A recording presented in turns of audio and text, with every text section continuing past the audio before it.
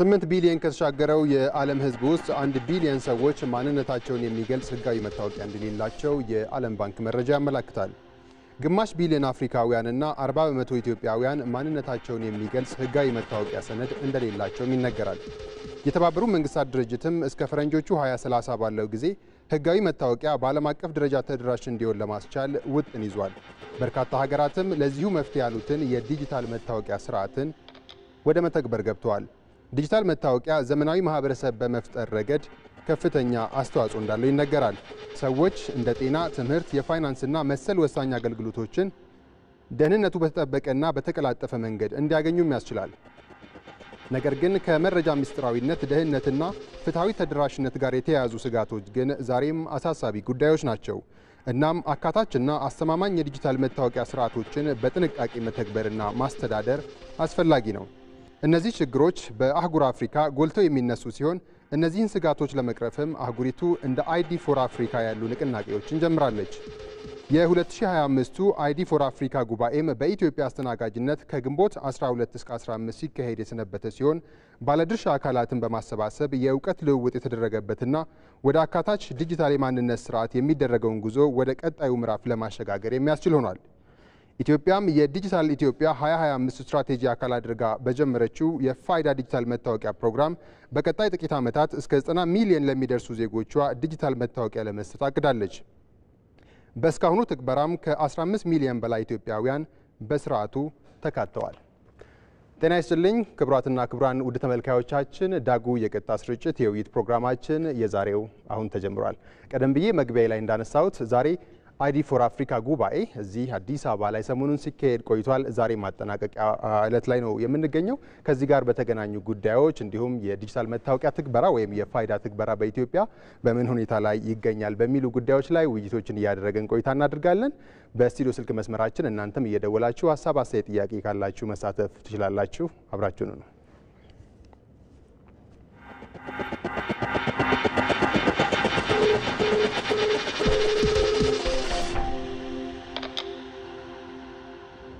ውድ ተመልካቾች እየተከታተላችሁ የምትገኙት ዳጉ የቀጥታ ስርጭት የውይይት ፕሮግራማችን ነው። የዛሬው ፕሮግራምም አሁን ተጀምሯል። እዚህ ስቱዲዮ ተገኝተው በምናነሳቸው ጥያቄዎች ላይ ሀሳብና አስተያየት እየሰጡን አብረውን ቆይታ የሚያደርጉ እንግዳ እዚህ ተገኝተዋል። እንግዳዬ አቶ ዳዊት ሙሉጌታ ናቸው። በብሔራዊ ዲጂታል መታወቂያ ፕሮግራም ከፍተኛ አማካሪ ናቸው። እንኳን ደህና መጡ። እንኳን ደህና ቆየኝ። በጣም አመሰግናለሁ ስለመጡ። እኔም አመሰግናለሁ። በጣም ጥሩ። እንግዲህ ቀደም ብዬ መግቢያ ላይ እንዳነሳሁት አይዲ ፎር አፍሪካ የ2025 ጉባኤ በዚህ በአዲስ አበባ ሰሞኑን ሲካሄድ ነበረ። ዛሬ ደግሞ እንግዲህ ማጠቃለያ ዕለት ላይ ነው የምንገኘው። እንግዶች የሚሸኙበት ቀን ነውና እንደው ወደ ሌሎች ጉዳዮች ከማለፋችን በፊት ግን አይዲ ፎር አፍሪካ ኢትዮጵያ ስታዘጋጅ ምን ዓላማ ነበረው? በኢትዮጵያ መዘጋጀቱ ኢትዮጵያስ እንዴት ጉባኤውን እንድታዘጋጅ ተመረጠች የሚለውን ሀሳብ ጠቅለል ያለውን እናንሳና ወደ ሌሎች ጉዳዮች እናልፋለን። እሺ፣ አመሰግናለሁ። ያው አይዲ ፎር አፍሪካ አንተም እንደገለጽከው አህጉራዊ ንቅናቄ ነው። ንቅናቄው መሰረት ያደረገው መታወቅን እንደ አንድ የልማት አጀንዳ አድርጎ መንቀሳቀስ ነው። እንግዲህ ይሄ ንቅናቄ ከተጀመረ አንድ 11 ዓመት ሆኖታል። በአህጉር ደረጃ የመጀመሪያው ታንዛኒያ ላይ ነበር የተደረገው። ኢትዮጵያ 11ኛውን የአይዲ ፎር አፍሪካን መርሃ ግብር በዚህ ዓመት አስተናግዳለች።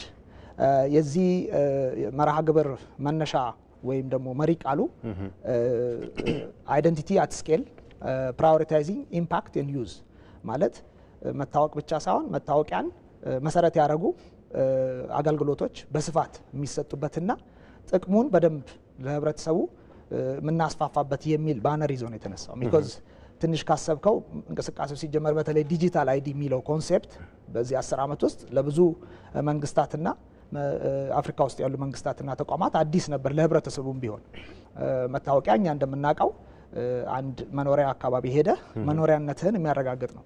ዲጂታል አይደንቲቲ ስትል ደግሞ ከዛ ያለፈ በተለያዩ ቴክኖሎጂ በሚፈቅዳቸው ባዮሜትሪክ በመሳሰሉ ቴክኖሎጂካል አድቫንስመንቶችን መሰረት ያደረገ መታወቂያ አሰጣጥ ስርዓት ነው። ስለዚህ ይሄን ሀሳቡን በማስተዋወቅ ኦልሞስት ብዙ ጉዞ ተካሂዷል። ይሄ ንቅናቄ ትልቅ ስራ ሰርቷል። ኦልሞስት በአፍሪካ ደረጃ ኦልሞስት ብዙ ሀገሮች ዲጂታል አይዲን ኢምብሬስ ማድረግ ችለዋል። ግን ደግሞ አሁን ብዙዎቹ ምዝገባ ኢትዮጵያ እንዳልከው 15 ሚሊዮን ደርሰናል። አንዳንድ ሀገር ደግሞ 98 100% የደረሳለ 50 የደረሳለ። አሁን ግን ዲጂታል መታወቂያ መስጠቱ ብቻ ሳይሆን ቀጥሎ ያለው ምንድነው? ይሄ ዲጂታል መታወቂያ ፋይዳው ምንድነው? አገልግሎትን እንዴት ያሳልጣል?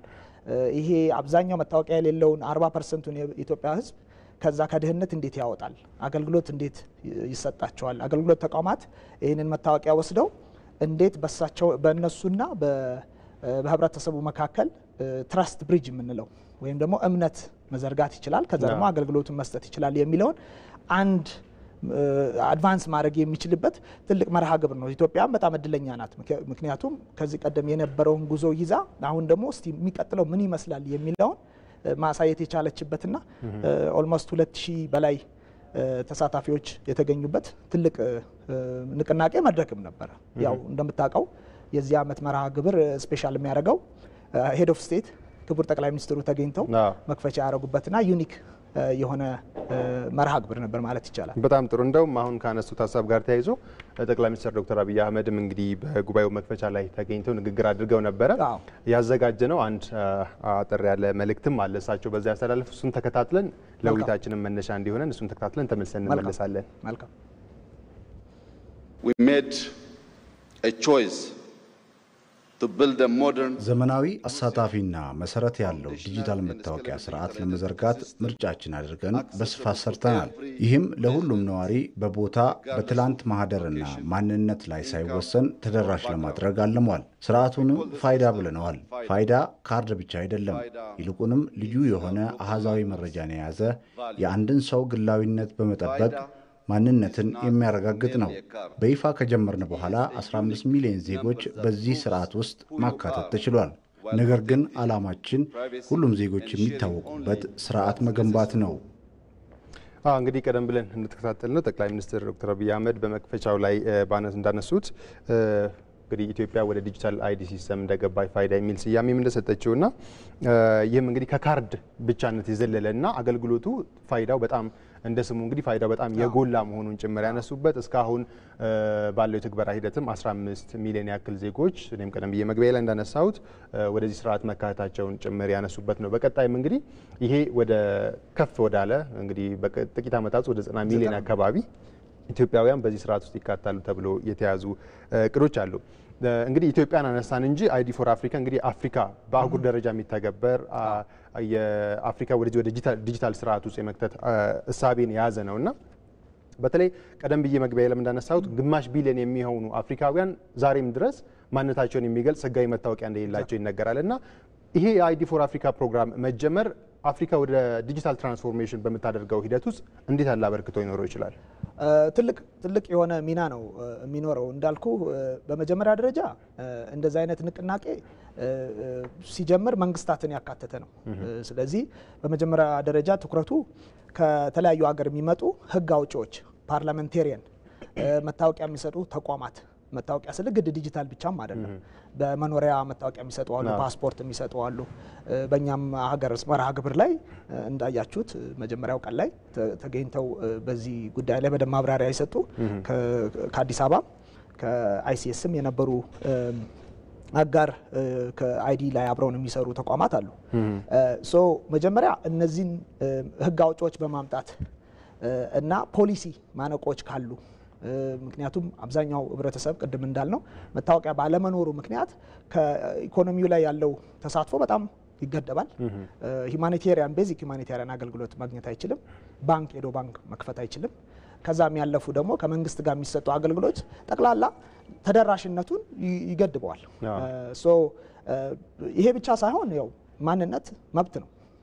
አይደንቲቲ ኢዝ አ ራይት ሲጀመር ብዙ ሀገራት ደግሞ ይሄንን መብት ለማስከበር ቃል ገብተዋል፣ ህግ ያወጣሉ፣ ይንቀሳቀሳሉ። ስለዚህ ይሄ እንቅስቃሴ ምንድነው የሚያደርገው? እነዚህን መንግስታዊ የሆኑ ህግ አውጪዎችን ትኩረት በማድረግ አንድ ላይ መጥተው አንድ እርስ በርስ እንዲማማሩ ቀድሞ የሄዱ ሀገሮች ካሉ ከሌሎቹ ጋር የትምህርት የመማር ልምድ መለዋወጥ መድረክ እንዲኖራቸው በትልቅ መድረክም በባይላተራል ዲስከሽኖች ከዛ ደግሞ ቴክኖሎጂ ፕሮቫይደሮች አሉ እንዳትረሳ።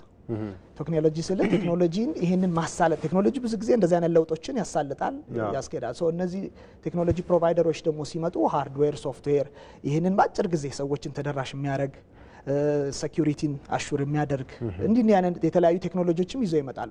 ሶ ይሄንን ኮሚኒቲ አንድ ላይ በማምጣት ይሄን ኢኮሲስተሙን አንድ ላይ በማምጣት እነዚህን ችግሮች የምትፈታበት ትልቅ መድረክ ነው። 4 ቀን ማለት ቀላል አይደለም። ወደ 2000 የሚሆኑ ተሳታፊዎች ይመጣሉ። ቅድም እንዳልኩ በዚህኛው መርሃ ግብር ወደ 100 ሀገራት ከዓለም አቀፍ ሞስት ሁሉም የአፍሪካ ሀገራት ፕላስ ማለት ነው የመጡበት ነውና እንደዚህ አይነት መድረክ ቤዚክሊ ሌሎች ሀገሮች የደረሱበትን ኖርማሊ ባይላተራሊ የምታረገው ሚሽን እያረክ የምትሄድበትን በ4 ቀን ውስጥ ከብዙ ሀገራት ጋር ኢንተራክት በማድረግ የምትማማርበት ኢቭን ቴክኖሎጂዎችን የምትሸምትበት ካስፈለገ አዲስ የመጡ ቴክኖሎጂዎች ካሉ እውቀት የምትቀስምበት ከዛም ደግሞ ቀስ ብለህ ደግሞ አብረህ መስራት የምትችልበትን መንገድ ኢቭን የምትፈራረምበት ነው። ስለዚህ ይሄ መድረክ ትልቅ ሚና አለው በመማማርና እንደ ቴክኖሎጂም ደግሞ ቴክኖሎጂዎች ምንድናቸው ያሉት ማን ሀገር እየተጠቀመ ነው ለኛ ሀገር የተሻለው የቱ ነው ብለህ ገበያ እንደመውጣት ብለህ አስበው እና እነዚህን አማራጮች አገር ላይ ማግኘት በ4 ቀን ውስጥ ትልቅ አድቫንቴጅ ነውና ሀገሪቷ በየአመቱ ታደርገዋለች ይሄንን እንቅስቃሴ አህጉሪቷ እንደ አፍሪካ ማለት ነው። ሆኖም ግን ሜምበር ካንትሪ ነን እኛ የአይዲ4 አፍሪካ ሶ በ4 ቀን ብቻ የተገደበም አይደለም። ለምሳሌ የሆነ ጥያቄ ካለን ፋይዳ ለምሳሌ ምዝገባ በሚያደርግበት ሰዓት ችግር ከገጠመው ባካችሁ እስቲ ታንዛኒያ ምን ልምድ አለው ብለን ቀጥታ ከታንዛኒያ ናሽናል አይዲ ጋር ልናወራ እንችላለን። ሶማሊያ ምን እያደረገች ነው፣ በዚህ በኩል ደግሞ ጋና ምን እያደረገች ነው ብለን ከናይጄሪያ እንዲህ የምንማማርበት ራሱን የቻለ ሜምበርሺፕም ያለው ከጀርባው አምባሳደሮች ያሉትም ንቅናቄ ነው። በጣም ጥሩ እንመለሳለን። መስመር ላይ ደዋይ እንዳለ እየተነገረኝ ነው። ሄሎ ጤና ይስጥልኝ። አናስሊ ብሩክ እንዴት አረፈዳችሁ? ይመስገን። ማንም በልኬት ነው የደወሉት? ወንድም ተካ እባላለሁ ከአምቦ ነው። እሺ ወንድም ተካ የዘውትር ደዋያችን፣ በዛሬው ርዕሰ ጉዳይ ላይ ሀሳብ፣ አስተያየት፣ ጥያቄ ካሉት መቀጠል ይችላሉ። በቅድሚያ የዳጉ አዘጋጆች ስለምትሰጡት ማህበራዊ አገልግሎት ከፍተኛ አክብሮትና አድናቆት አለን። ይህን ካልኩ በኋላ እንደሚታወቀው አሁን ያለንበት ዘመን የቴክኖሎጂ የኢንፎርሜሽን የግሎባላይዜሽን ዘመን ነው። በዚህ ዘመን ደግሞ ዘመኑ የፈቀደልን የቴክኖሎጂ እድገት አፍሪካ መቋደስ አለብን።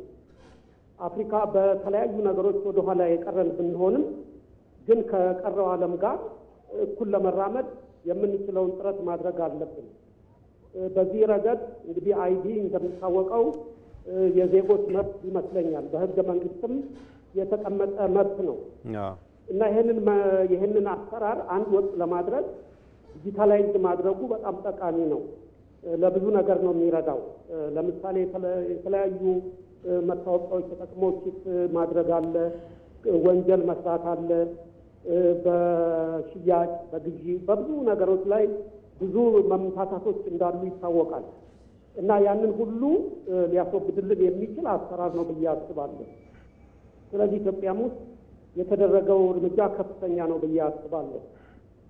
ነገር ግን እንግዲህ ይሄ ዲጂታል አይዲን በተግባር በመላው ኢትዮጵያ ላይ ተግባራዊ ለማድረግ እስከ 90 ሚሊዮን ህዝብ ድረስ እንደርሳለን የሚል እቅድ ነው ያለው ይመስለኛል። እና ይሄንን ተግባራዊ ለማድረግ በመላው ሀገር ውስጥ አክሰስ ሊኖር ያስፈልጋል፣ የኢንተርኔት አክሰስ እና ብዙ ቦታዎች ላይ የሌሉበት ቦታዎች አሉ ያልደረሱ ኢቭን ቴሌም ሁሉ ይሄ ሞባይል ሰራ ሞባይልም ሁሉ ያልደረሰባቸው ቦታ አሉ። ፕላስ የህዝቡ ንቃተ ህሊና ደግሞ በሁሉም ደረጃ እኩል አይመስለኝም እና በዚህ በኩል መንግስታት እንደ ኢትዮጵያም እንደ አፍሪካም በኢንተርኔት ዝርጋታው ላይ ምን አይነት እርምጃ እያደረጉ ነው? ፕላስ የአፍሪካ ሀገሮች እንግዲህ እንደሚታወቀው በአፍሪካ ህብረት ተሳስረው ኢቭን ታሪፍን አስወግደው አንድ የኢኮኖሚክ ስርዓት እንስራለን እየተባለ ነው ያለው። ስለዚህ እድገታቸው የተመጣጠነ እንዲሆን መንግስታት በርትተው መስራት ይኖርባቸዋል ብዬ አስባለሁ። ስለዚህ መንግስታት በርትተው እንዲሰሩ አሁን ያለው የአፍሪካ ይዞታ ምን ይመስላል? የሀገሮች መቀራረብ በዚህ በቴክኖሎጂ አቀባበልም በሌሎችም በአጠቃላይ የአፍሪካ ህብረትን መርሆችን በመቀበልና ስራ ላይ በመዋል በኩል ምን ያህል አብረው እየተናበቡ እየሄዱ ነው እና በስብሰባው ላይ ይሄ ተገልጾ እንደሆነ ባለሙያው እንዲያብራሩልን ነው። አመሰግናለሁ። በጣም አድርገን እናመሰግናለን ወንድም ተካ ስለደወሉ። መልካም ቀን ይሁንልዎት።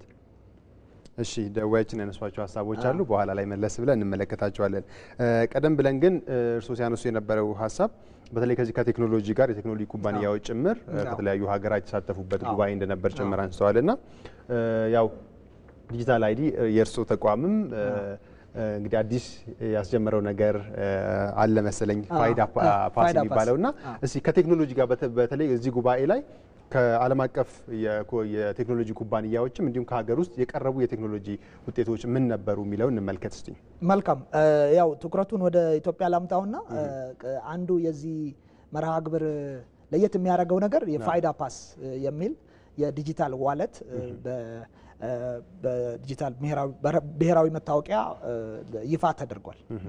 አንድ በሁለተኛው ቀን ላይ ማለት ነው።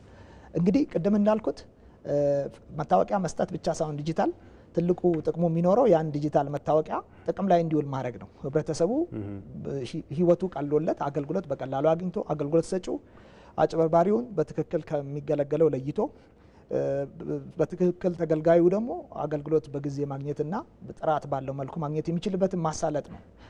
ይሄ ፋይዳ ፓስ ዋሌት የምንለው ቴክኖሎጂ ሰዎች በኪሳቸው በሞባይላቸው ስማርትፎን ይፈልጋል። እርግጥ ስማርትፎን ለሌላቸውም በቨርቹዋል ዋሌት የሚባል ኮንሴፕት አለ። ኤጀንት ጋር እየሄዱ አገልግሎት ማግኘት የሚችሉበት የመረጃ ቋት የሚይዙበት ዲጂታል ቴክኖሎጂ ነው። እንግዲህ ዲጂታል ዋሌት በተለያየ መልኩ ኢትዮጵያ ውስጥ አገልግሎት ሲሰጥ ቆይቷል። አብዛኛው የምናውቀው ከፋይናንሻል ከብርና ተቋማት ጋር የተያዘ ነው። ዋሌት ግን እንደ ኮንሴፕት ካሰብከው በውስጡ ብዙ ነገሮች የያዘ ነው። ለምሳሌ አንድ መታወቂያ ብትገዛ ፊዚካል መታወቂያ በውስጡ ምን ትይዛለህ? የትምህርት ማስረጃ ልትይዝ ትችላለህ፣ ወይም የትምህርት ቤት መታወቂያህን፣ የስራ መታወቂያህን፣ የባንክ ካርድህን፣ መንጃ ፈቃድህን፣ ብዙ ነገር ነው የምትይዘው። ያንን ሀሳቡ ሰደውና ዲጂታላይዝ ስታደርገው ዩኒክ ይሆናል ማለት ነው። ግን እዚህ ጋር ትልቁ ነገር ከዚህ ቀደም ለምን አልተደረገም ብትለኝ ፋይዳ ባለመኖሩ ያ ዋሌት የማን ነው የሚለው አይመለስም ነበር። ያ ዋሌት ዲጂታል መንግስት ይሄ ዲጂታል ዋሌት የማን ነው የሚለውን በደንብ አረጋግጦ ሊመልስልን የሚችለው ፋይዳ ነው። ለምን አንዱ ትልቁ ፋይዳ ይዞ የመጣው ነገር ባዮሜትሪክ መረጃ ሰብስቦ በዛ ላይ መሰረት ያደረገ አንተን ማንነትን ማረጋገጥ ስለሆነ ዋንስ ያንን ካረጋገጥክ እዛ ሲስተም ላይ የትኛውም አገልግሎት ሰጪ አካል ካንተ ጋር ዳይሬክትሊ ኢንተራክት ማድረግ ይችላል ማለት ነው። ለምሳሌ ትምህርት ማስረጃ ይፈልጋለሁ ብትል ከትምህርት ማስረጃ ተቋማት ጋር ኢንተራክት እያደረግ የትምህርት ማስረጃህን ማምጣት ትችላለህ። ወደፊት ደግሞ መንጃ ፍቃድ የምትፈልግ ከሆነ መንጃ ፍቃድ። ኢቨንቹዋሊ ምንድነው የኛ ሀሳብ ዜጎች እነዚህ ብዙ ጊዜ የሚለፉባቸውን ነገሮች በኪሳቸው ይዘው መሄድ የሚችሉበት አንድ የቴክኖሎጂ ቋት ነው። አንድ ኤግዛምፕል ለመስጠት ያህል ለምሳሌ ሁላችንም ሆስፒታሎች እንሄዳለን። አንድ ቦታ እንመረመርና ወይ እስቲ ሌላ ቦታ እንመረመር ስንል ብዙ ጊዜ የሚያጋጥመን ምንድነው እንደገና ላቦራቶሪ ሊባል ይችላል። ለምን ብዙ ጊዜ ለምንድነው ሁለቱ ተቋማት የማያወሩት እንላለን። ናቹራሊ የምናስበው ተቋማቶች እኮ ቢያወሩ የኛ ህይወት ይቀል ነበር ነው። አሁን ግን ያንን ሀሳብ ትተነው ለምን ለህብረተሰቡ ቀጥታ እነዚህን መረጃዎች አንሰጠውም? ለምን በኪሱ ይዞ አይዞርም? ከዛ ለሚፈለገው አገልግሎት እሱ ፕሬዘንት ያደርጋል። ዲጂታሊ ሰኪዩር በሆነ መልኩ ከዛ ተቋም ጋር ኢንተራክት አድርጎ ማንነቱን አረጋግጦ አገልግሎት ሰጥቶ ይሄድ በሚል አላማ ላይ ተመሰረተ ለየት ያለ እንትን ነው ይዘን የቀረብነው በዚህ አመት። ኢንፋክት ብዙ አፍሪካ ሀገሮች ገና አይዲን በመስጠት ላይ ነው እንጂ አንድ ስቴፕ ሄደው እንደዚህ አይነት የዋሌት የዲጂታል ዋሌት ዲጂታል አይዲ ቤዝድ ዋሌት ብዙ ሀገሮች የላቸው። ኢንፋክት ይሄ ከዚህ ሎንች በኋላ ብዙ ሀገሮች ሁላ መጥተው እንዴት ነው አብረን የምንሰራው የሚል ብዙ ጥያቄው ለአቅርበውልናልና ኢትዮጵያ እንዳውም አሁን በአህጉር ደረጃ እየዞረች ይሄንን አይነት ቴክኖሎጂ የምታስተምርበት የምታስተዋውቁበት መድረክ ነው የተፈጠረው በዚህ አጋጣሚ። ስለዚህ ፋይዳ ፓስ አሁን ቀደም ብለው እርሱ እንዳነሱት በዋሌት ውስጥ በአንድ ለምሳሌ አንድ ሰው በዋሌት ውስጥ የሚይዛቸው ካርዶች አሉ አይደለም? መታወቂያ፣ የመስሪያ ቤት መታወቂያ፣ ኤቲኤም ያልናቸውን በአንድ እንደው ካርዶቹ መያዙ ቀርቶ በዲጂታል ፎርማት ትይዘዋለህ ሰኪዩር በሆነ መልኩ። ለምንድነው ሰኪዩርነቱ? ለምሳሌ ብትጠለው ዋሌትን አንድ ሰው ወጥቶ አይደንቲቲ ቴፍትም አለ አይደል? ለምሳሌ ይሄኛው ግን ለየት የሚያደርገው ሰኪዩር ነው ስልህ የእጅህን አሻራ ይወስዳል፣ የፊትህን መልክ ፎቶ ይወስዳል፣ ይህን ደግሞ ኢንክሪፕት አድርጎ ያስቀምጣል። ስለዚህ አንድ ሰው ብድግ አድርጎ ስልክህን ዳዊት ነው ብሩክ ነው ብሎ ማንነትን ሰርቆ አገልግሎት አይችልም። አንተና ያ ዲቫይስ ባውንድ ሆናቸዋል። ከዚህ አንጻር ብዙ አገልግሎት ይሰጣል። ግን ቅድም ወንድሜም ከጠየቁት ጋር የሚያያዘው ጥያቄ ስማርትፎን ለሌለው ኢንተርኔት ለሌለው ሲባል ለዚህም አገልግሎት በደንብ አስበንበታል። ኤጀንት ጋር ሄደው ፊዚካል ካርዳቸውን ሄደው በቨርቹዋል ሊያገኙ የሚችሉትን እያንዳንዱን አገልግሎት ማግኘት የሚችሉበትም አይነት የራሱ የቴክኖሎጂ ኦፈሪንግ አለው። ሶ እሱም ፖሲብል ፋይዳ ፓስ አሁን በጉባኤው እንግዲህ በሰሞኑ ጉባኤ ላይ ይፋ ተደርጓልና አሁን ወደ ትግበራ ገብቷል። ሰዎች ወደዛ ሲገቡ አልገባም። በቅርብ ምናልባት አሁን ቴስቲንግ ጨርሰናል። በቅርብ ምናልባት በወር ባነሰ ጊዜ ውስጥ አገልግሎት ላይ ይውላል ብለን እንገምታለን። እርግጥ አገልግሎት መስጠት ሲጀምር ሁሉም ባንዴ አገልግሎት ተቋሞች ላይኖሩ ይችላሉ። ግን አትሊስት በዚህኛው መርሃ ግብር የትምህርትና ስልጠና ኦቶሪቲ የምንለው ባለስልጣን ወይም ኢቲኤ የኤጁኬሽናል ትሬኒንግ ኦቶሪቲ ኢንተግሬት አድርጓል። ስለዚህ የኤጁኬሽናል ማስረጃዎች ትወስዳለህ ከገቢዎች ጋር ኦልሞስት መጨረሻ ደረጃ ኢንተግሬሽን ደርሰናል። ሶ ታክስ ክሊራንስ ለምሳሌ ብዙ ሰው የሚሰቃይበት መኪናም ብገዛም ብሸጥም ታክስ ክሊራንስ ለተቋሙም ለተገልጋዩ በጣም ብዙ ጫና የሚፈጥር የአገልግሎት ጥያቄ ስለሆነ እሱም በቀላሉ በስልክህ ራስህን አረጋግጠህ ተቋሙ ወደ አንተ ልኮልህ ለምሳሌ ወለና ማስረጃ ብትል በቀላሉ ማሳየት የምችልበት ኢንተግሬሽን ኦልሬዲ አልቋል። እንዲህ ያለን ደግሞ ከትራንስፖርት ከግብርና ጋር የተለያዩ ኢንተግሬሽኖች እያካሄደን እንሄዳለን። በጣም ጥሩ። ወደ ፋይዳ በኋላ ላይ እንመጣለን፣ ግን እንደ ጉባኤውን ጉዳይ እናንጠቃል ብዬ ነው። በሰሞኑ ጉባኤ እንግዲህ የተለያዩ ፓናል ውይይቶችም ሲደረጉ ነበረ። የውይይት መድረኮች ተሰናድተዋልና ኢትዮጵያም እንግዲህ እስካሁን ፋይዳን በመተግበር ሂደት ውስጥ የነበራት ሂደት ምን ይመስላል የሚሉ ልምዶችንም አጋርታለችና በአጠቃላይ ኢትዮጵያ ምን ልምድ አጋራች? በአፍሪካስ ይህንን ዲጂታል አይዲ በመተግበር ሂደት ውስጥ ምን መልካምና እንደው ፈተናዎች ገጥመዋል የሚል በሀሳብ ደረጃ ምን ተነሱ? በውይይት ደረጃ ጥሩ። በውይይት ደረጃ እንደው የመጀመሪያው ቀን ላይ ኢትዮጵያ ራሱን የቻለ መድረክ ይዛ የኢትዮጵያን ኤክስፒሪየንስ ሼር ያደረገችበት አጋጣሚ ነበር። እንግዲህ እዛ መድረክ ላይ ፋይዳ ብቻ ሳይሆን ከአዲስ አበባ ሲአርአርኤስ የመጡ ተቋማት ነበሩ፣ ከኢንሳ እንደዚሁም ሚኒስትር ኦፍ ኢኖቬሽን ኤንድ ቴክኖሎጂ መሪዎች ተገኝተዋል። እዛ ላይ አንዱ ትልቁ ኢትዮጵያ ሼር ያደረገችው ነገር በሀገር አቀፍና በሀገር አቅም ነገሮችን መስራት አንደኛው። ኢትዮጵያ ትልቁ የምትታወቅበት እዚህ ሂደት ላይ አይዲ ፎር አፍሪካ ፕሮግራሙ ተጀምሮ እስኪደርስ ድረስ አብዛኛው ነገር ኦልሞስት 90% ማለት ይቻላል በአገር አቀፍ እውቀትና በአገር አቀፍ ፖሊሲ እየተመራ የተደረገበት ሂደት ነው ያለው። ሶ አንዱ ሌሰን ሼር የምናደርገው ተደጋጋሚም ነው፣ ግን በዚህ ማመት ትኩረት ሰጥተን ሼር ያደረግነው አቅም መገንባታችንና ይሄ አቅም ደግሞ አሁን ከኢትዮጵያ አልፎ ኢቨን አህጉር ደረጃ መሄድ የሚችል አቅም እንዳለን ነው ያሳየ ነው። በሁለተኛ ደረጃ ኢትዮጵያ ይሄንን መርሃ ግብር ስትዘረጋ አንዳንድ ሀገር እንደሚያደርጉት ዝም ብሎ ምዝገባውን ብቻ አድርጎ እስቲ ደግሞ ቀስ ብለን ደግሞ እናስብበት ሰርቪሱን አይደለም፣ አብሮ ከተቋማቶች ጋር የመስራት የኢንተግሬሽን ስራው አብሮ ዩዝ ኬዝ ነው የምንለው በቴክኒካል ተርሙ። እነዚህን ዩዝ ኬዞች አብሮ የመሄድ ለምሳሌ ገና ፋይዳ 5 ሚሊዮን ሳይደርስ ከገቢዎች ጋር ኦልሬዲ ኢንተግሬሽን ተጀምሯል። 10 ሚሊዮን ሳንደርስ ከትምህርት ተቋማቶች ጋር ኢንተግሬት ማድረግ ጀምረናል። ይሄ ደግሞ አድቫንቴጁ ምንድነው? ተገልጋዩ መታወቂያውን ልክ እንደያዘ ወደ አገልግሎት እንትን የሚገባበት ሁኔታ ይመቻቻል ማለት ነው። ሶ ኢትዮጵያ ለየት የሚያደርጋት እነዚህ ሁለት ነገሮች ናቸው። በተለይ በካፓሲቲ ደረጃ ሌሎች አገልግሎት ኦልሞስት መንግስት ተቋም ብለን ብናስብ አሁን ኢኮሲስተም ላይ ያሉት ሁሉንም ጋር ኢንተግሬት ማድረግ ተችሏል።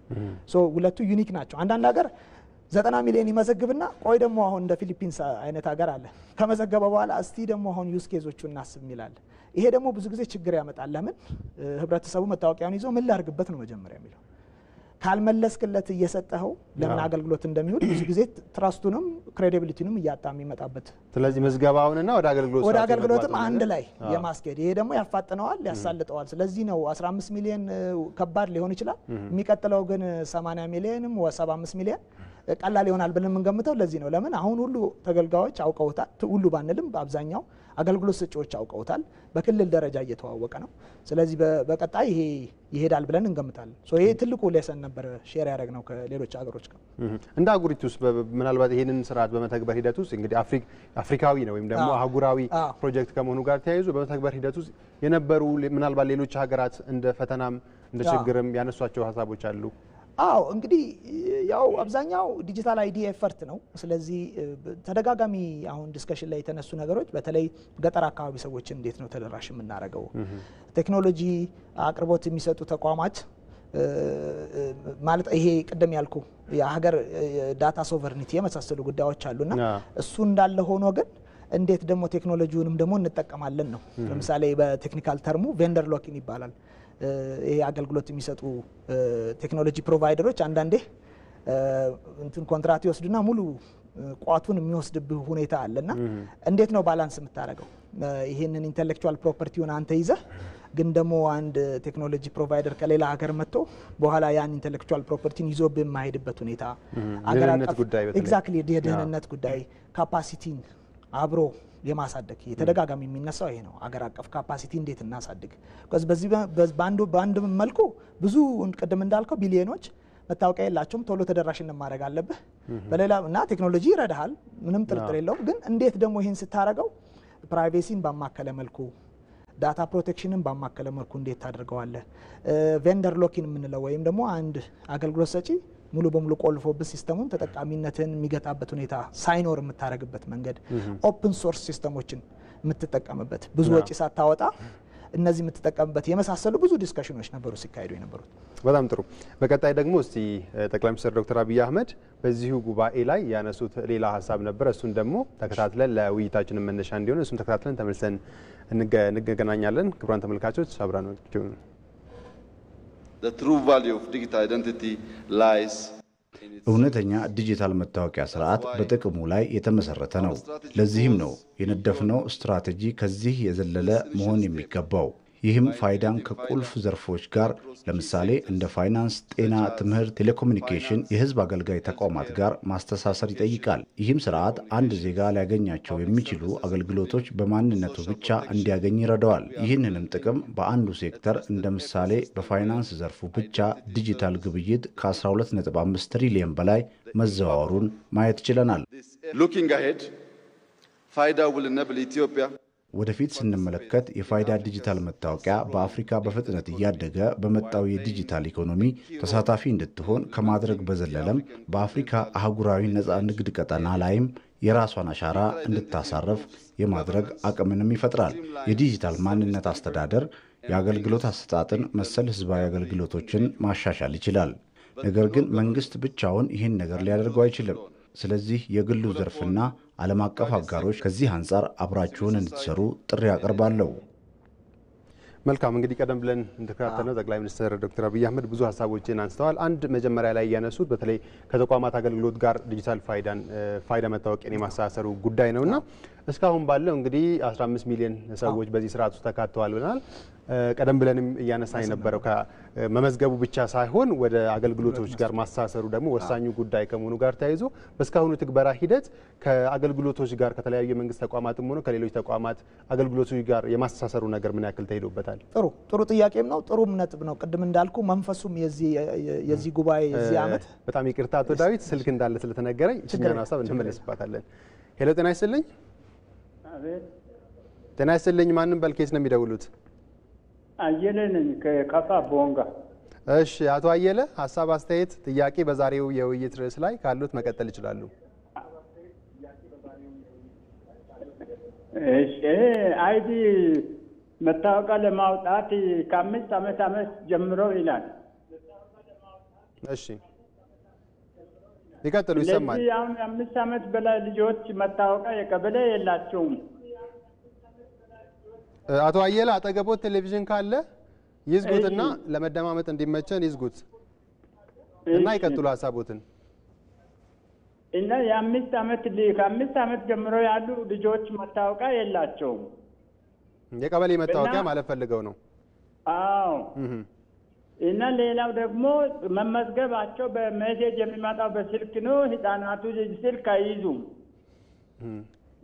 በምን መንገድ ነው መጠቀም የሚገባቸው ብዬ ነው። አመሰግናለሁ። በጣም ጥሩ። እሺ እናመሰግናለን ስለደወሉ። መልካም ቀን። እሺ ምናልባት እሱ ይሄን መልሰን እንላለን። እሺ ችግር የለም። ይሄኛው ቀላል ነው። ህፃናቶች ከ5 ዓመት በታች ለሆኑ አሻራቸው በደንብ ስላልበለጸገ አንመዘግብም። ከዛ በኋላ ነው ከ5 ዓመት በላይ ለሆኑ ነው ምዝገባው የሚካሄደው።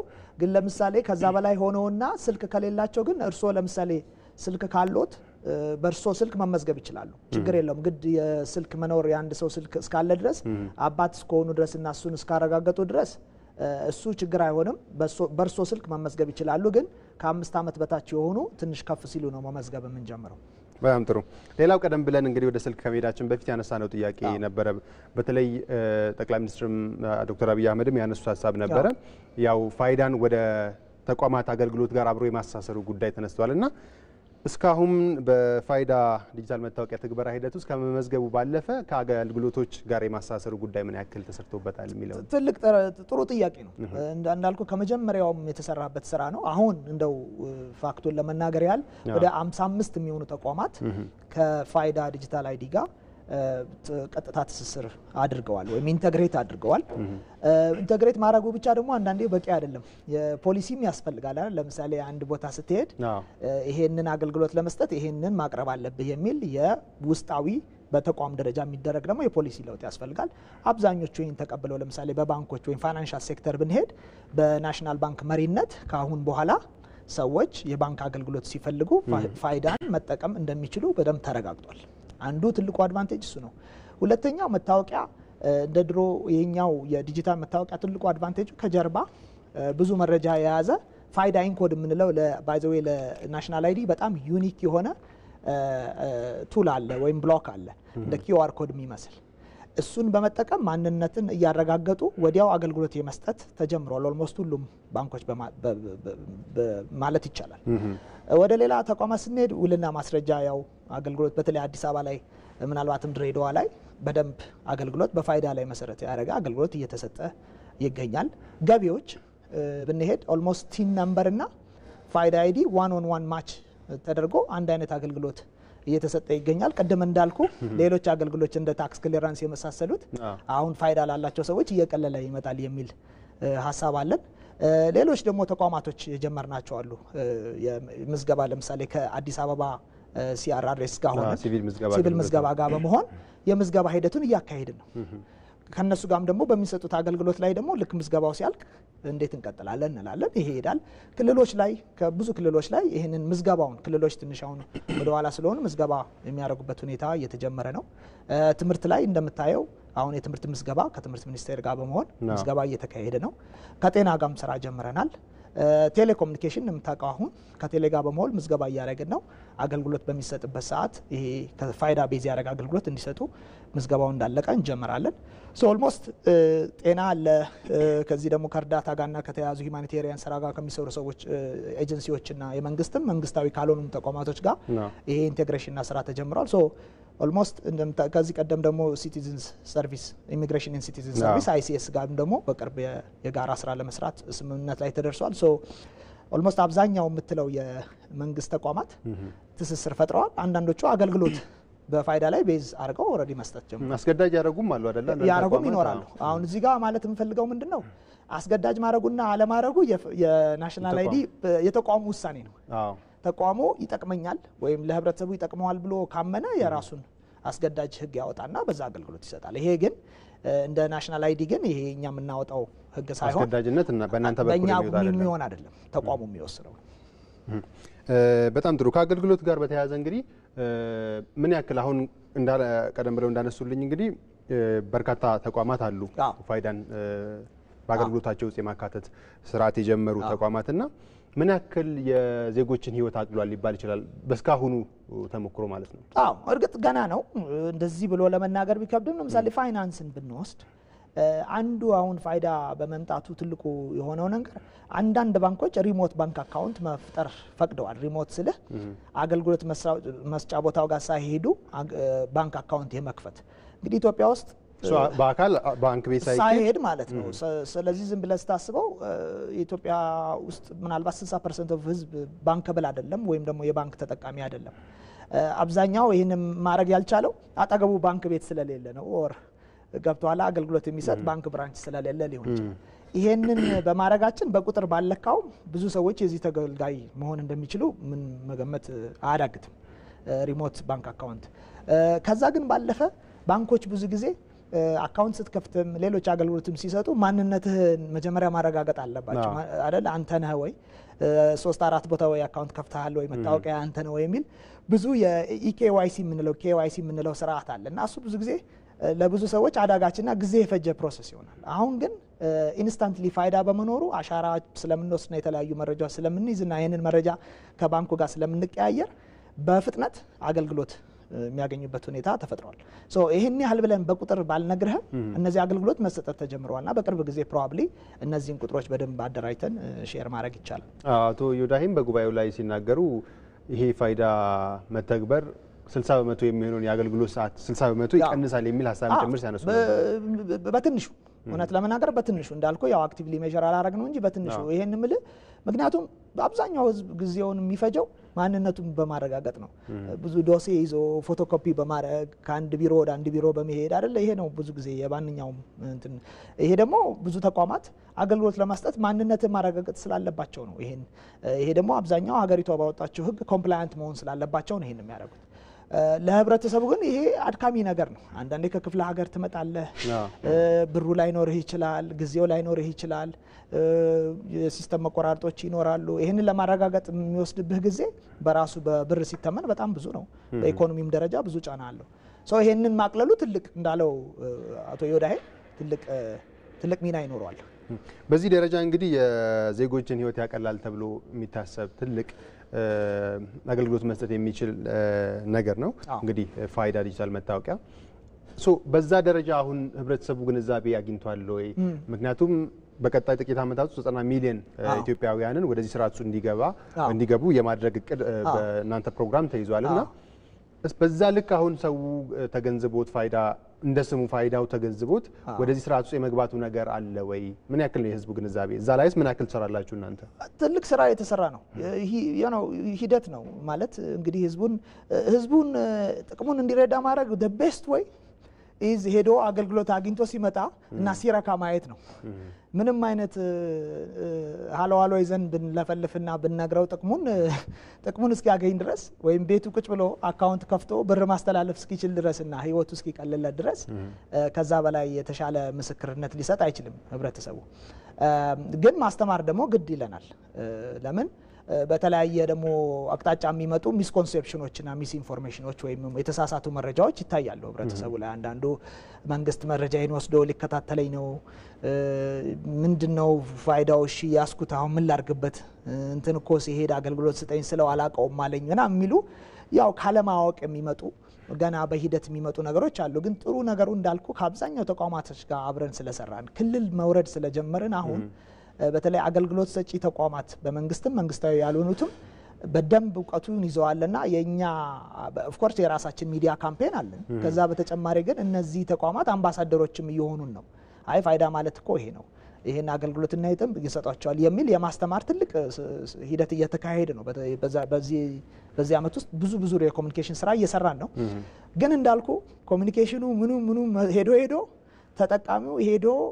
ፋይዳን ይዞ ሄዶ አንድ አገልግሎት የሚሰጥ ተቋም ጋር አገልግሎቱን አግኝቶ በቀላሉ መሄድ ሲችል ብቻ ነው ምን ማረጋጋጥ ምንችለው አይን ደግሞ በቀላሉ በቅርብ ጊዜ ማድረግ እንችላለን ብዬ እምነት አለኝ በጣም ጥሩ እመልሳለሁ አንድ ደዋይ መስመር ላይ ያለ ሄሎ ጤና ይስጥልኝ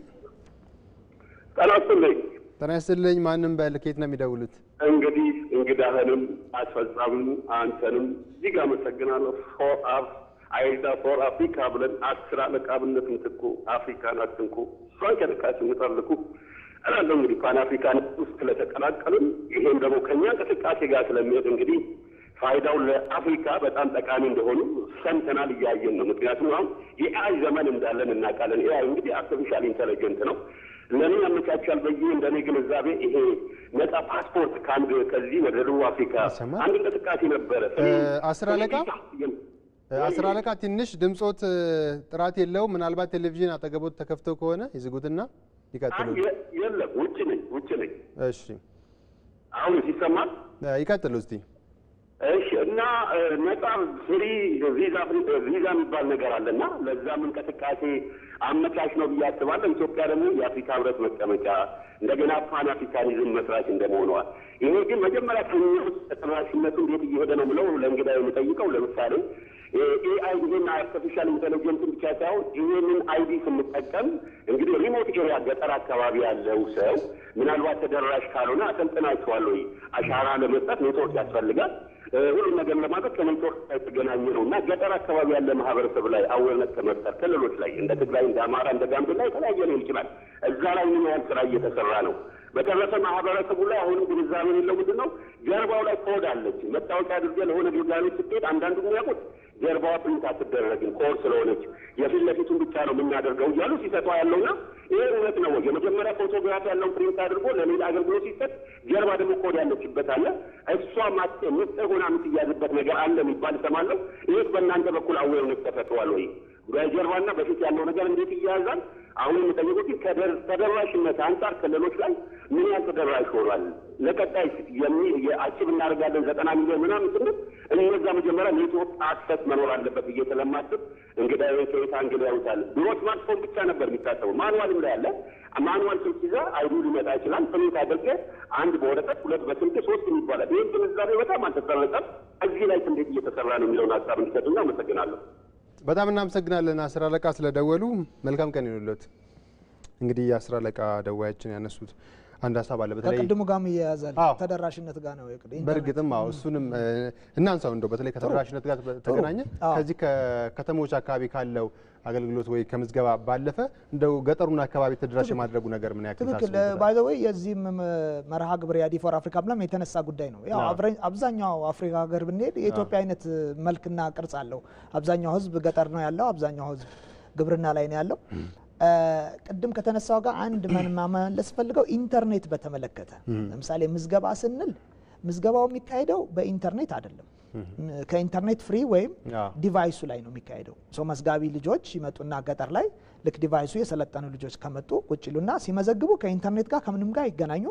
ኢንፋክት ፓወርም ላይ ያስፈልጋቸው ይችላል። ለምን አብዛኞቹ እነዚህ ዲቫይሶች የ8 ሰዓት ባትሪ አላቸው። ሶ አትሊስት የአንድ ቀን ስራ መስራት ይችላሉ። ከዛ ሲጨርሱ ያንን ስራ ይሰበስቡና ወደ መረጃውን ይልካሉ ወደ ናሽናል አይዲ ወደ ዋናው ቋት ማለት ነው ዲዱፕሊኬሽን ለመስራት። ሶ በመጀመሪያ ደረጃ ኢንተርኔት አይፈልግም ምዝገባው። ፓወር እንኳን ያስፈልጋል እንኳን ቢባል በጣም ሪሞት ኤሪያዎች 8 ሰዓት ባትሪ አላቸው ብዙዎቹ። ሶ ምዝገባውን ጨርሰው ወደ ቤዝ ካምፕ ሲሄዱ ቻርጅ ማድረግ ይችላሉ እንትኑና እንደገና አገልግሎት። ሶ በኢንተርኔት ላይ የተመሰረተ አይደለም። የቀድሞ የመጀመሪያውን ጥያቄ ለመመለስ ሁለተኛው ተደራሽነት አጠቃላይ ገጠርን በተመለከተ ሁለት ነገሮች ናቸው ወይም ሁለት ሶስት ነገሮች ነው የሚወስነው። አንደኛ የዚህ የመመዝገቢያ መሳሪያ አቅርቦት ነው። ሁለተኛው ደግሞ ያንን መሳሪያ ይዘው በየገጠሩ ሄደው የሚመዘግቡ የሰው ኃይል አቅርቦት ነው። ይሄንን ለማስጀመር አሁን ኤንአይዲፒ በቂ ዝግጅት አድርጎ ጨርሷል። ሶ በዚህ 2-3 ወሮች ውስጥ በቂ የሆነ መሳሪያ ኢትዮጵያ ውስጥ ይኖራል። ከሁሉም ክልሎች ጋር ኦልሞስት ንግግር ተደርጎ ብዙ ክልሎች ፍላጎታቸውን ገልጸውልን ስራም የተጀመረባቸው ክልሎች አሉ። በክልል ደረጃ ምዝገባ እየተደረገ ነው። ሶ አሁን ወደ ፕሮፐር ወደ ሌሎች ከተሞች ከአዲስ አበባ ወጥተን ወይም ደግሞ ሌሎች የተጀመረባቸው እንደ ድሬዳዋ አይነት ከተሞች ወጥተን በደንብ በስፋት ወደ ገጠር የምንሄድበት። እርግጥ በክልል ደረጃ ከታየ በገቢዎች በኩል ብዙ ምዝገባ ሲካሄድ ቆይቷል። ቴሌ ጋር ባለን ፓርትነርሺፕ የተለያዩ ቴሌ በተለይ ከተማ ላይ ቤዝ ያደረጉ አገልግሎት መስጫ አካሎች እየመዘገቡ ነው። ባንኮች በተወሰነ ደረጃ እያደረጉ ነው። ትልቁ ማነቆ የነበረው ይሄ የመሳሪያ ብዛትና ይሄንን መመዝገብ የሚችሉ ወጣቶች አሰልጥኖ ማዘጋጀት ነው። ይሄ ዝግጅት አልቋል። ሶ ተደራሽነቱ በቴክኖሎጂ አይገታም ወይም በኢንተርኔት ችግር አይገታም። አሁን በቂ መሳሪያ አለን፣ በቂ ሰዎች አሉ። ከፕራይቬት ሴክተሮችንም እያሳተፍን መዝጋቢ መንግስት ተቋማቶችንም እያሳተፍን ወደ ስራ እንገባለን። ሶ አይ ቲንክ በደንብ የሚሰፋበት ጊዜ ነው አሁን። በጣም ጥሩ። ሌላው እንግዲህ ከዚህ ከዲጂታል አይዲ ጋር ተያይዞ ያው ቴክኖሎጂ ብዙ ቴክኖሎጂዎች ጋር አብሮ የሚነሳው ነገር የደህንነት ጉዳይ፣ የመረጃ ሚስጥራዊነት ጉዳይ አብሮ ይነሳል። የፋይዳ ላይም ሌሎች ሀገራት የዲጂታል መታወቂያዎች ጋር የሚነሳ ጉዳይ ነውና እንግዲህ ቀደም ብለን ያነሳናቸው ጥቅሞች ደግሞ አሉ። ዲጂታል መታወቂያ መተግበር፣ አገልግሎትን ማቀላጠፍ፣ ብዙ ነገሮችን ቀደም ብለን ያነሳናቸው ጉዳዮች አሉና የመረጃ ደህንነትን መጠበቅ፣ የማንነት ስርቆትን መጠበቅ እና ደግሞ ከነዚህ ዲጂታል መታወቂያዎች የሚገኘውን ጥቅም አፍሪካ እንዴት ነው አጣጥማ መሄድ የምችለው? ምክንያቱም በአፍሪካ ይቅርና በሌሎች ሀገራት ራሱ እንግዲህ የሳይበር ጥቃት የመሳሰሉ ነገሮች ዛሬም ድረስ ትልቅ ስጋት የፈጠሩ ችግሮች እንደሆኑ ይታወቃልና ሁለቱን ነገሮች ጥቅሙንና እንዲሁም ደግሞ አብሮ ያሉ ስጋቶችን እንዴት ነው ማጣጣም ይቻላል? ያው ስጋት እንዳልኩ ቴክኖሎጂ ብዙ ነገር ስጋትም ይዞልህ ይመጣል። የዛኔ ያህል ደግሞ ከተጠቀምክበት ያን ስጋትም መቀነሻውንም ይዞልህ ይመጣል። ሶ እንዳለ ሆኖ ግን ዋናው ቁም ነገሩ ፖሊሲ ያስፈልጋል ማለት ይሄንን ኢትዮጵያ ፋይዳን በስፋት ከመሄዷ በፊት ያደረገችው ሁለት ነገሮች አሉ። አንደኛ አይዲ ሎ ወይም አይዲ ህግ ፕሮክላሜሽን ወጥቷል። ይሄ ህግ ያው ያስቀመጣቸው ድንጋጌዎች አሉ። እሱን የተላለፈ የሚወሰድበት የራሱ የህግ እርምጃዎች ይኖራሉ። ከዛ ባለፈ ደግሞ ይሄ የግል ዳታ ፕራይቬሲ ሎ የምንለው የህግ መረጃ ጥበቃን በተመለከተ ህግ አውጥታለች ኢትዮጵያ። ይሄም ራሱ ያስቀመጣቸው በጣም ጠንካራ ህግጋቶች አሉ። ለምሳሌ አገልግሎት ሰጪዎች የተገልጋዮችን መረጃ እንደ ልብ ወስደው ዝም ብለው ከተገልጋዩ ፍላጎትና ኮንሴንት ውጪ ሼር ማድረግ ወይም መጠቀም በጣም የሚከለከልና በህግ የሚያስቀጣ ተግባር ነው። ህግ አንድ ነገር ነው። ሁለተኛውና በጣም ኢምፖርታንቱ ግን ቴክኖሎጂ ነው። ስለዚህ ቴክኖሎጂ ስትል ደግሞ በጣም ዩኒክ የሚያደርገው በተለይ አሁን አፍሪካ በጣም ፕራውድ ልትሆንበት የሚገባው ነገር ብዙ ሀገሮች እየተደረገ ያለው ሴኩሪቲ ባይ ዲዛይን ወይም ፕራይቬሲ ባይ ዲዛይን ይባላል። ዲዛይን ገና ሲደረግ የቴክኖሎጂው አርኪቴክቸር ሴኩሪቲን ያገናዘበ ሳይበር ሴኩሪቲ ጥቃትን ወይም አንዋንትድ አክሰስ ኦር ሼሪንግ ኦፍ ፕራይቬት ዴታን ፕሪቨንት ማድረግ የሚችል ሴኩሪቲ ኦር ፕራይቬሲ ባይ ዲዛይን የሚል ፕሪንሲፕል ነው አብዛኛው ኢትዮጵያንም ጨምሮ የአፍሪካ ሀገሮች የሚጠቀሙት። ያ ማለት ምንድን ነው? ለምሳሌ መረጃ ስትሰበስብ መረጃውን ኢንክሪፕት ማድረግ አለብን። በቀላሉ ዝም ብዬ ፎቶህን ሌሎች አንተን አይደንቲፋይል ብለኑ መረጃዎችን ወስጄ ዝም ብዬ ስቶር ማድረግ አልችልም። ሀፍቱ ኢንክሪፕት ማድረግ አለብኝ። ያንን ኢንክሪፕሽን ደግሞ በቀላሉ ዲክሪፕት እንዳይደረግ የማረግበት የራሴ የሳይበር ሴኩሪቲ መንገዶች አሉ። ቴክኖሎጂ ያላው ያደርጋል። ሌላኛው መረጃ ስትልክና ሼር ስታረግ ሴኩር በሆነ ቻናል እንዲሆን ማድረግ ሶ ዳት ሃከር ገብቶ እንደ ልቡ ወስዶ ያንን መረጃ ዲክሪፕት አድርጎ የማይጠቀምበት ቅድም ያልከውን ፋይዳ ፓስ እነዚህን ፕሪንሲፕሎች ያማከለ ነው። ሴኩር ሆነ ኢንክሪፕትድ ቻናል ነው የሚፈጥረው። መረጃን ስትልክ ስትቀበል ኢንፋክት ዲአይዲ ኮም ፕሮቶኮል የሚባል ነው ወይም ዩሮፒያን W3C ስታንዳርድ ነው የሚጠቀመው። the highest level of privacy ነው። ብዙ አፍሪካ ሀገሮች እንዳልኩ at minimum ይሄንን security and privacy by design implement እያደረጉ ያለ ነው። ኢትዮጵያ ደግሞ at the forefront ናት at the moment። ምናልባት ከዚህ ከመረጃ ደህንነት ጋር ተያይዞ ለምሳሌ አንድ ተቋም ያንድን ግለሰብ መረጃ ሊኖረው ይችላል። ካገኘ በኋላ እንደው ለሶስተኛ ወገን አሳልፉ እንዳይሰጥ በጥበቃ ደረጃ እናንተ ከተቋማት ጋር ለምሳሌ አገልግሎት ሲያስገቡ የዲጂታል በጣም ጥሩ ነጥብ ነው ያመጣው። አሁን ይሄ ማስተማሪያ ሞመንት ስለሆነ ማለት ሰዎች ካርዳቸው ላይ ሁለት ቁጥሮች አሉ። ፊን እና ፋይዳ አይደንቲፊኬሽን ነምበር እና ፋን የምንለው ወይም ፋይዳ ኤሊያስ ነምበር የምንለው አለ። አንደኛው 12 ዲጂት ነው፣ ሌላኛው 16 ነው። ህብረተሰቡን በማስተማር ላይ ያለ ነው አት ሞመንት። ህብረተሰቡን ብቻ ሳይሆን አገልግሎት ሰጪውን እባካችሁ ፊን ነምበሩን ወይም እቺ 12 ዲጂቷን ሼር አታርጉ። እሷ ለግላችሁ ጥቅም ነው፣ ቆልፏት። 16 ዲጂቱን ፋኑን ግን ሼር አድርጉት። ለምን? እሱ ለፐብሊክ ዩዝ ተብሎ የተቀመጠ ነው፣ ኢንክሪፕትድ ነው። ያኛውን መረጃ ሼር ማድረግ ትችላላችሁ፣ በዛ አገልግሎት ማግኘት ትችላላችሁ የሚል ነው። ከዚህ ባለፈ ግን አሁን ቴክኖሎጂ ደግሞ የፈቀደልን እንደ ቶኮናይዜሽን አሉ ማለት ዋናውን ቁጥር ትተህ ሌላ አይነት ቁጥሮች ጀነሬት በማድረግ ፐብሊክሊ ልትጠቀምበት የምችል ግን አንተም ፐርሰናሊ አይደንቲፋይ ማድረግ ቁጥሮች የማምጣት ስራ እየሰራ ነው። ግን ይሄ በራሱ የማስተማር ሂደት አለው። ህብረተሰቡም ላያቅ ይችላል። ይሄን ቁጥሮች ለሁሉም ተገልጋይ ሊሰጡ ይችላሉና እንዳይሰጡ አንደኛ የማድረግ ስራና የማስተማሩ ትልቁ ስራ ነው። አንዱ ነጥብ ይሄ ነው። ሁለተኛው ግን እዚህ ጋር መግለጽ እንፈልገው ፋይዳ ቤዚክ የሆኑ የባዮሜትሪክና የመረጃ የመኖሪያ ስምህ፣ ጾታ የመሳሰሉ መረጃ ነው እንጂ የሚይዘው ስለአንተ፣ ስለ ጤና፣ ስለ ባንክ አካውንት ስላለህ ብር ወይም ደግሞ የተጉዘህ እንደመጣ የመሳሰሉ መረጃዎች አይዝም። ይሄን መረጃ የሚይዙት የተለያዩ ተቋሞች ናቸው አይደል? ጤና የራሱን ይዛል። ፋይዳ ትልቁ ስራ ይሄን ማስተሳሰር ነው። በማስተሳሰር ሂደት ውስጥ ግን እነዚህ መረጃዎች ሰው መተው በአንተ ፊን ነምበር ሙሉን አክሰስ እንዳያደርጉ የተለያዩ መንገዶች እየተጠቀምን ነው ኢንተግሬት የምናደርገው። ከጤና ጋር በምናደርገው መረጃ ኤክስቼንጅ ውስጥ ያ መረጃ ሴም ቁጥርና ፊን ነምበር ይዞ ደግሞ ከባንክ ጋር እንዳይሆን ጥረት እናደርጋለን። ዛት የተለያዩ እንደ አገልግሎት ሰጪው ፍላጎትና ለዛ በሚመጥነው መልኩ መረጃ በመስጠት ማለት ነው። በጣም ጥሩ። ሌላው እንግዲህ የሚነሳው ጉዳይ በተለይ በዛ በጉባኤው ላይ የተነሳ ጠቅላይ ሚኒስትር ዶክተር አብይ አህመድ ቅድም የተመለከትነው ክሊፕ ላይ የተመለከት ያነሱት ሀሳብ ምንድነው? መንግስታት ብቻቸውን ይህንን ነገር ማስተግበር ከባድ ሊሆን ይችላል። በኢትዮጵያ ያለውን እውነታ አንስተው እሱ ችግር ሊሆን ይችላል። ስለዚህ ሌሎች ባለድርሻ አካላት፣ የግሉ ሴክተር ሊሆን ይችላል፣ ዓለም አቀፍ ረጅ ተቋማት ሊሆኑ ይችላሉ፣ በዚህ ውስጥ እገዛ ማድረግ አለባቸው የሚል ሀሳብ አንሷልና በመልኩ ማገዝ ይችላሉ። ጥሩ ትልቅ ነጥብም ነው። because የልማት አጀንዳም ነው አይደል? አይደንቲቲ እና እዚህ ልማት ውስጥ ደግሞ መንግስታት ብቻ ሳይሆን ደጋፊ አካላቶችም ያስፈልጋሉና በምን መልኩ ብትለይ ለምሳሌ ናሽናል አይዲን ስንጀምረው ከዓለም ባንክ ባገኘነው እርዳታ ነው አሁን በሰፊው መስራት የቻልነው። ይሄ ትልቅ እገዛ ነው። $350 ሚሊዮን ነው ከዓለም ባንክ ያገኘ ነው። ይሄንን ከኢትዮጵያ በጀት ውስጥ እንወሰደው ነው ብትል ብዙ ፕሮግራሞቻችንን ወይ ፎርጎ ማድረግ አለብን ወይም ደግሞ ማቆም ይኖርብናል። ስለዚህ ይሄ እርዳታ ኢትዮጵያ በፍጥነት ናሽናል አይዲ እንድታረግ ጠቅሟታል።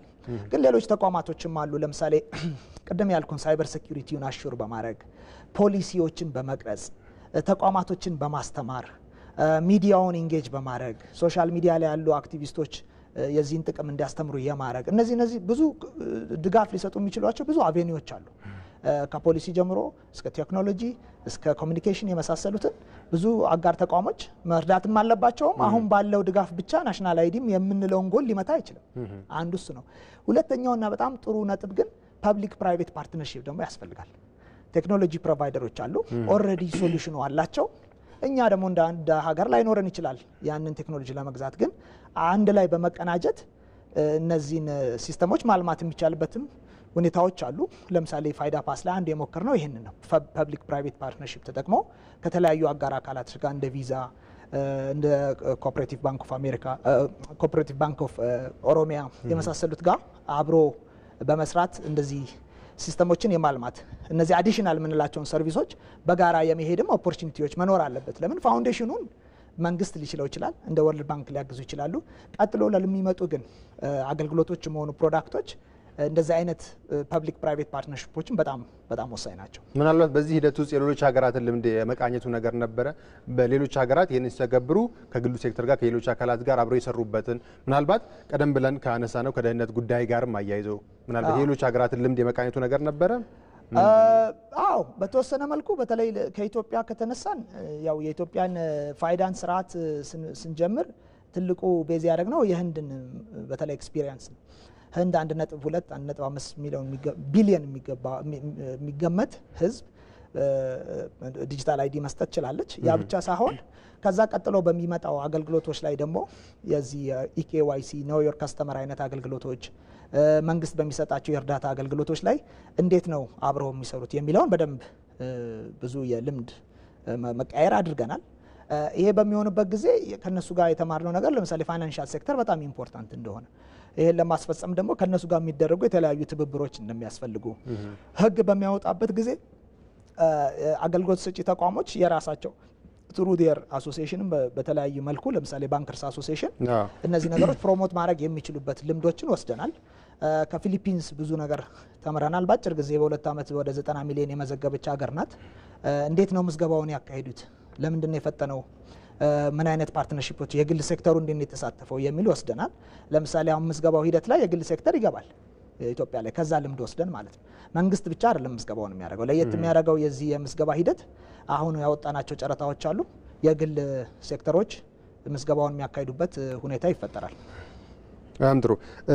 ሌላው የሚነሳው እንግዲህ በተለይ በስካሁኑ የትግበራ ሂደት ውስጥ እንግዲህ ብዙ ችግሮች አዲስ ቴክኖሎጂም ስለሆነ ኢትዮጵያ ውስጥ የሚተገበር አዲስ ጽንሰ ሀሳብም ከመሆኑ ጋር ተያይዞ በመተግበሩ ምናልባት 15 ሚሊዮን ቀላል ሊመስል ይችላል። ግን አዲስ ሀሳብ ግን ወደ ህዝቡ ማውረድ ከባድ ሊሆን ይችላል እና ምን አይነት ችግሮች ገጠሟችሁ እስካሁን? ምዝገባው ላይ ያው አንዳንዴ እንዳልኩ ነው። ለምንድን ነው የምመዘገበው? ምንድነው ጥቅሙ? የሚሉ ቤዚክ ጥያቄዎች አሉ። እነዚህ ናቹራል ናቸው፣ አውት ኦፍ ኪሪዮሲቲ የሚመጡ ናቸው።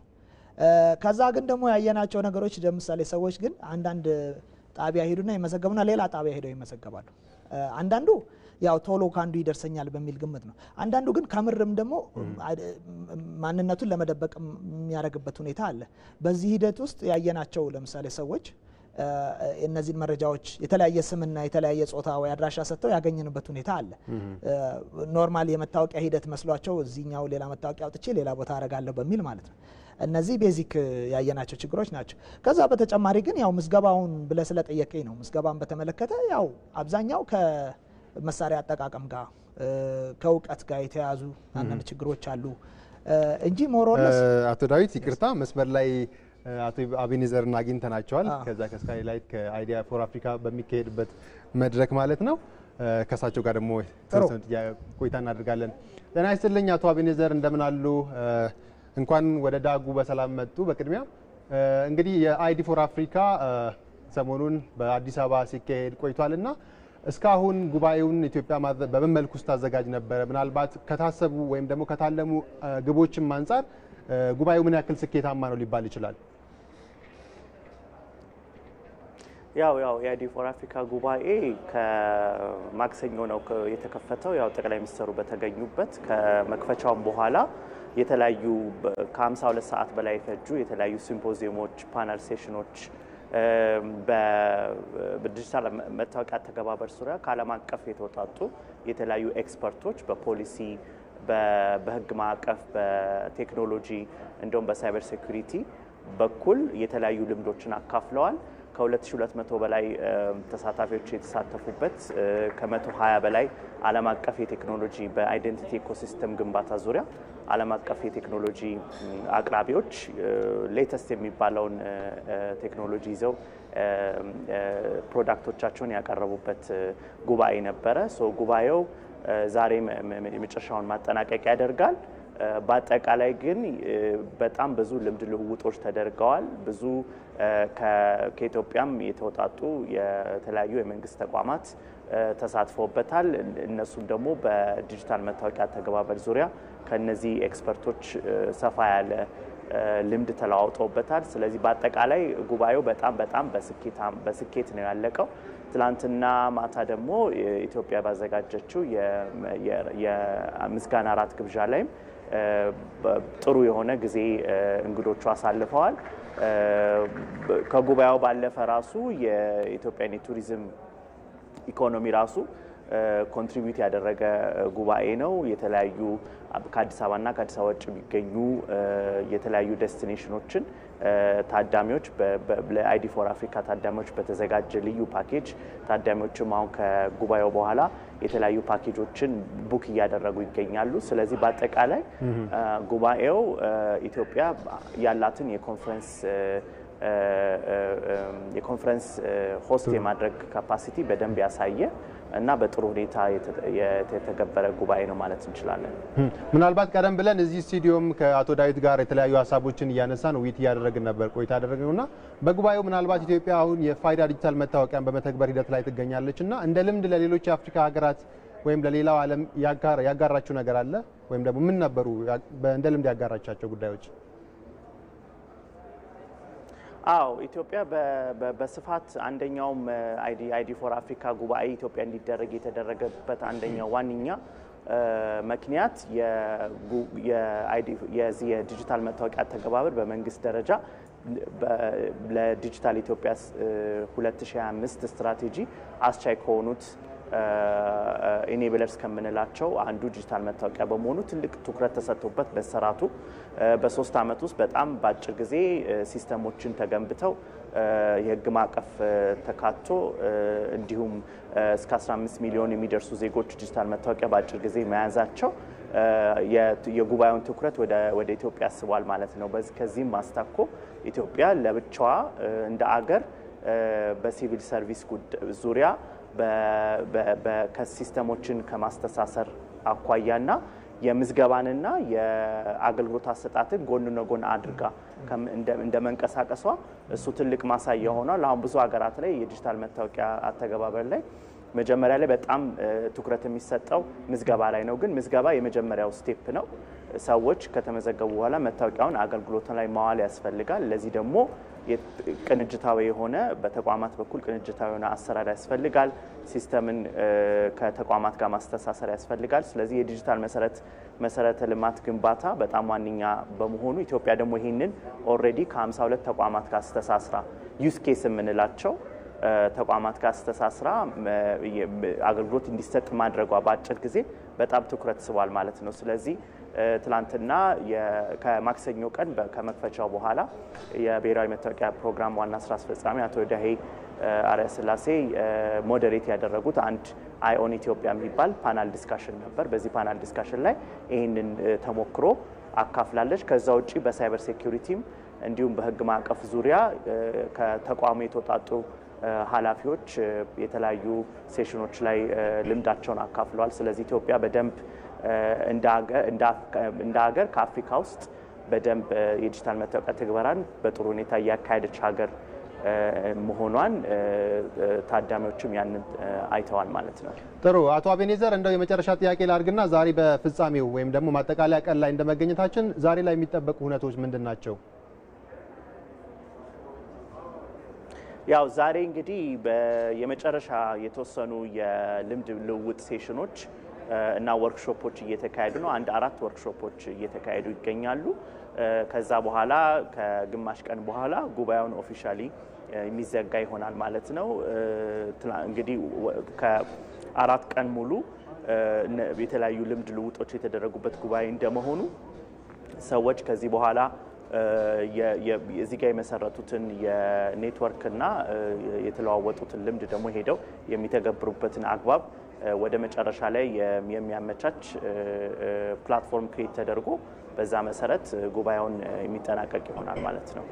በጣም አድርጌ ነው የማመሰግነው አቶ አቤኔዘር። አይዲ ፎር አፍሪካ እየተካሄደ በሚገኝበት ከስካይ ላይት ሆቴል ተገኝተው በቀጥታ መስመር ላይ ተጨማሪ መረጃዎችን ስላደረሱ በጣም አድርጌ ነው የማመሰግነው። መልካም ቀን ይሁንልዎት። እናንተ መልካም ቀን። መልካም እንግዲህ አቶ አቤኔዘር ተጨማሪ ሀሳቦችን አንስተውልናል። በተለይ አሁን ላይ እዛ የተከናወነ ያሉ ነገሮች ምንድናቸው? ከሰሞኑ ጉባኤስ ምን ጉዳዮች ተነስተዋል የሚል ኢትዮጵያ ምን አይነት ልምዶችን አጋራች፣ ዛሬ ደግሞ ምን ይጠበቃል የሚሉ ሀሳቦችን አንስተውልናል። በጣም ጥሩ ቆይታ ነበር ያደረግነው። ወደ ማጠቃለሉ እየመጣን ነው። አቶ ዳዊት ቀደም ብለን እንግዲህ ወደ አቶ አቤኔዘር ከማቅናታችን በፊት እያነሱ የነበሩት ሀሳብ ነበረ። በተለይ ጠቅላይ ሚኒስትር ዶክተር አብይ አህመድም ያነሱት ከመንግስት በተጨማሪ ሌሎች ሴክተሮች፣ የግሉ ሴክተርም ሌሎች ተቋማትን ማገዝ አለባቸው ይህን በመተግበር ሂደት ውስጥ ብለው አንስተዋልና በመልኩ ማገዝ ይችላሉ የሚለውን እያነሳን ነበረ። በጣም እንዳልኩ ነው። ፋውንዴሽኑ ወይም መነሻው መንግስት ሀሳቡን አምጥቶ ፖሊሲውን አውጥቶ ድጋፍ አድርጎ ሊደረግ ይችላል። ወይም ደግሞ ትልልቅ አጋር አካላት እንደ ዓለም ባንክ ሊያደርጉት ይችላሉ። ግን ይሄ ጉዞ መጀመሪያው ነው መታወቂያ መስጠት። ቅድም እንዳልኩ ብዙ ከዛ በኋላ የሚመጡ አገልግሎቶችና ያን አገልግሎት ደግሞ የሚያሳልጡ ቴክኖሎጂዎች ያስፈልጋሉ። ቅድም ያልኩ አይነት እንደ ፋይዳ ፓስ አይነት ቴክኖሎጂዎች። ይሄንን ደግሞ በደንብ ላርገው ካልክ ብዙ አማራጮች አሉ። እንዳልኩ አንዱ ያው የልማት አጋሮች አሉ፣ ከነሱ ጋር መስራት ይቻላል።